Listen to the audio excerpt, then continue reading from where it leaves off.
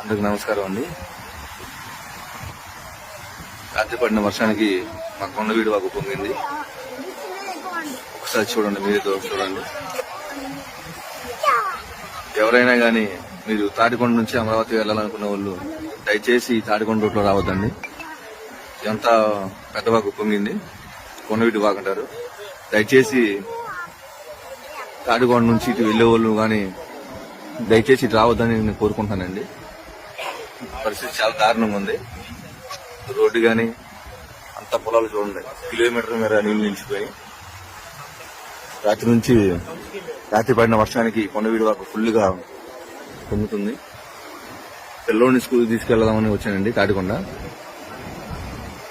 తీరా ఇక్కడ చూసేపాటికి అంత నీళ్లు.